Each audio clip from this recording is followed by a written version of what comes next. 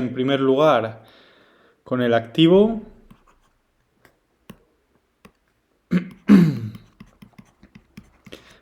Y dentro del activo pues tenemos activo corriente y activo no corriente. En primer lugar siempre vamos con el activo no corriente.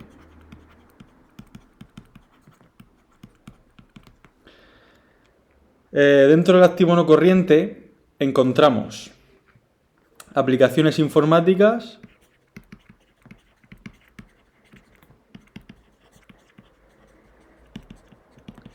que no sabemos lo que vale, habrá que calcularlo. Tendremos maquinaria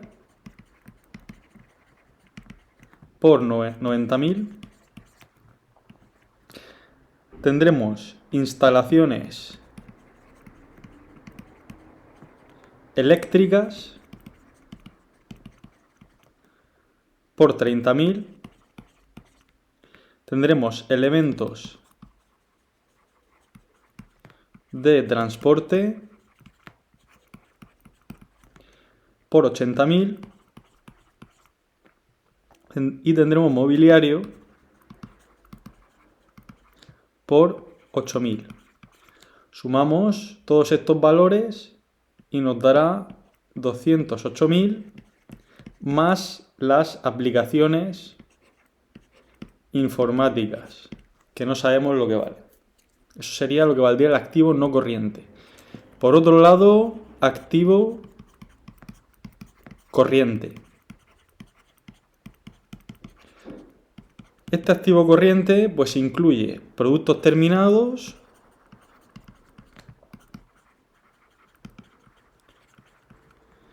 incluye material de oficina,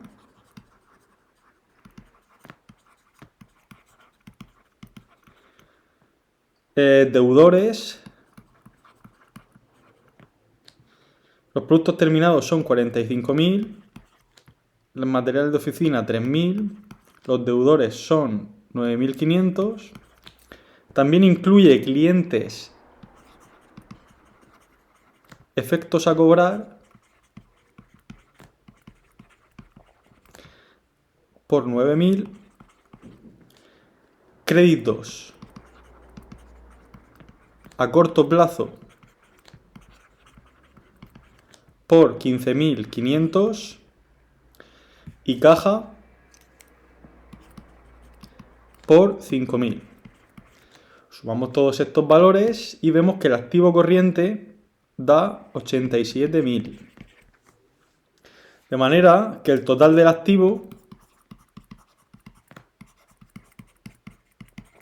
será igual a 295.000 más las aplicaciones informáticas que está por calcularse. Pasamos al patrimonio neto y pasivo.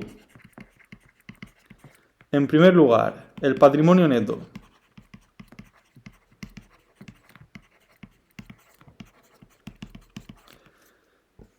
Tendremos dentro de este el capital social por 120.000 y la reserva legal por 12.000. Esto nos da que el patrimonio neto pues vale 132.000. Luego, pasivo no corriente.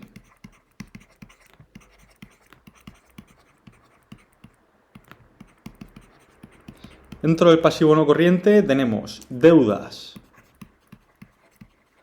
a largo plazo por 52.000. Tenemos proveedores de inmovilizado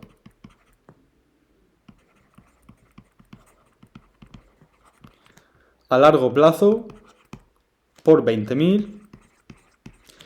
Entonces el pasivo no corriente será pues 72.000. Y por último, el pasivo corriente,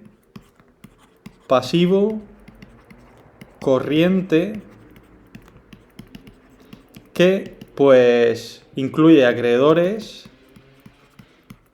por 45.000, incluye proveedores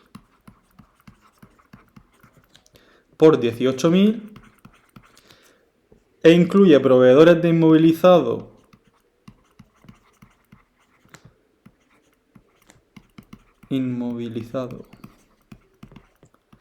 a largo plazo, a corto plazo, por 46.000.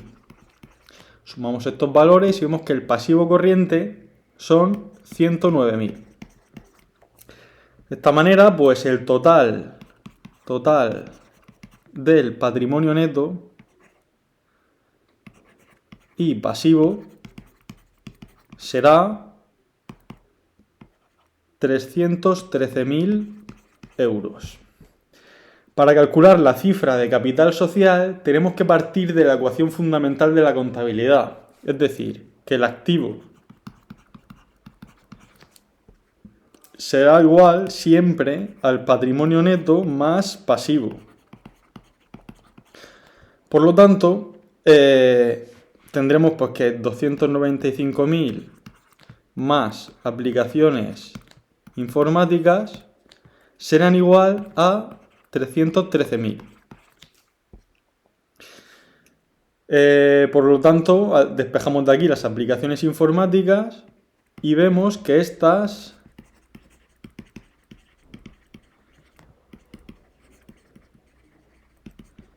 serán igual a 18.000.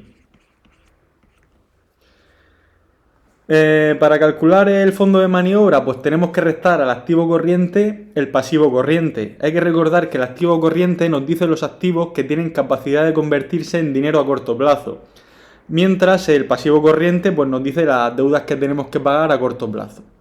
Así pues, el fondo de maniobra será igual a activo corriente menos pasivo corriente.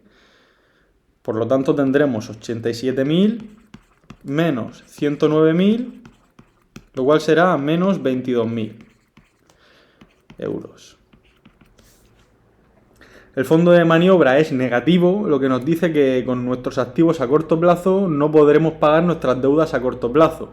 Por tanto, la empresa tendrá riesgo de entrar en suspensión de pagos. Para conocer la solvencia y el endeudamiento, calculamos el ratio de solvencia y el de endeudamiento.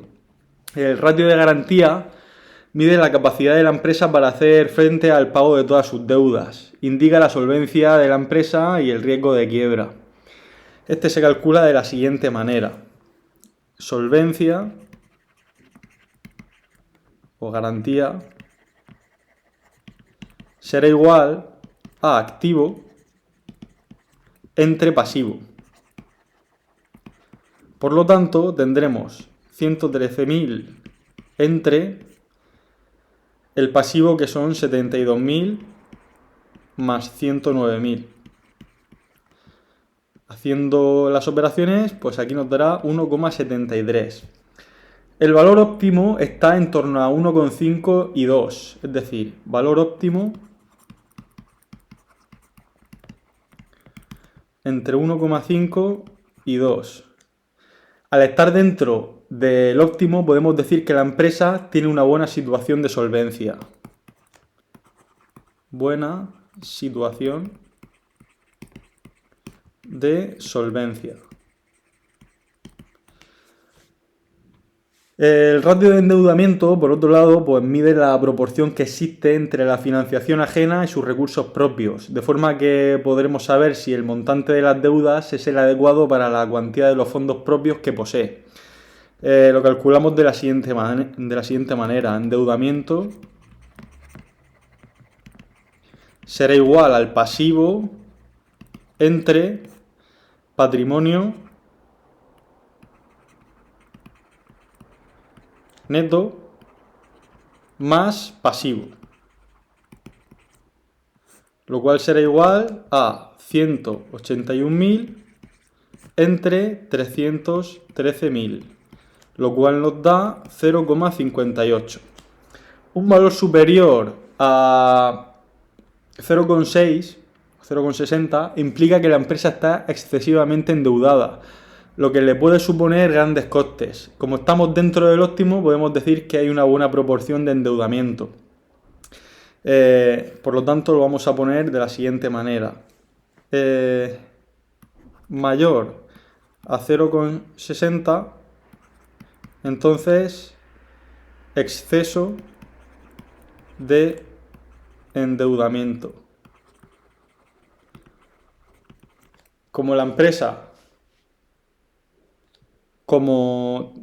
tiene 0,58, que es menor a 0,60, podemos decir que pues al estar dentro del óptimo hay una buena proporción de endeudamiento.